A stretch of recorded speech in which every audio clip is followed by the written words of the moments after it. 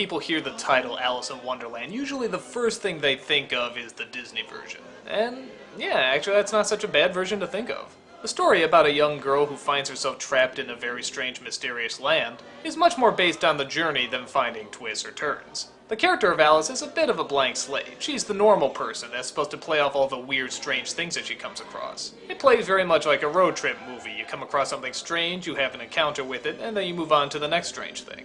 Like I said, the focus is not the twists and turns, but all the oddities that she comes across. It's like Dante's Inferno, it's more a study of what you're seeing than what you're experiencing. But with that said, the girl that got to play Alice is actually pretty good. Her name's Katherine Beaumont, and she does a really good job actually giving some character to this person.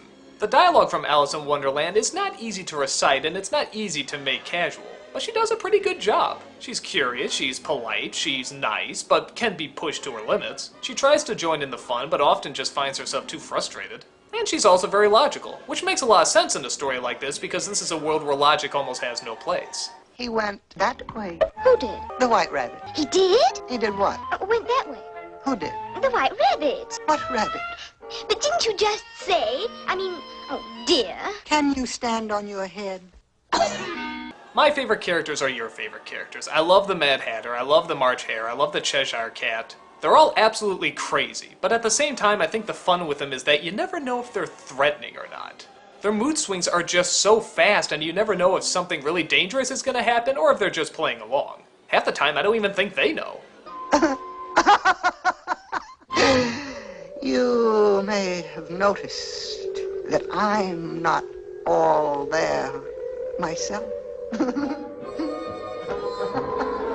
The Queen is one of my favorite funny villains. Actually, watching her again, I realized I actually did take a lot of the nostalgia critic from this character. Just how quickly she can turn from calm and collected to just screaming like a little child. I really do love pathetic, whiny brats in a grown-up body, but somehow have a ton of power. And I love watching Alice trying to figure out what's the right thing to say and right thing to do because she knows that any second her head could be gone. And actually, that's a pretty dark aspect to the story, isn't it? How many characters do actually get their heads chopped off in this movie? Just because they don't show it doesn't mean it isn't happening. It's pretty grim.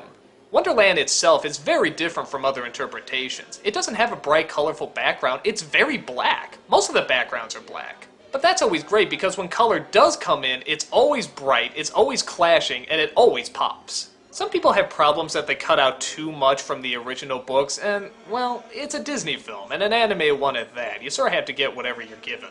I will say, with all the forced Disney sequels out there, how come this never got one? There is literally a sequel book to Alice in Wonderland. Why didn't they just change things around a bit and start putting in some of the other characters? Like the Knight, the Turtle, the Griffin. There's a ton of areas you could go with this. But oh well. What I do like about Alice in Wonderland is that it does make the transition into movie form. That's the trap I think a lot of other movie versions fall into, is that they try to follow the book a little too closely. Ironically, with the Tim Burton one, I don't think they followed it enough, but I've complained about that enough before.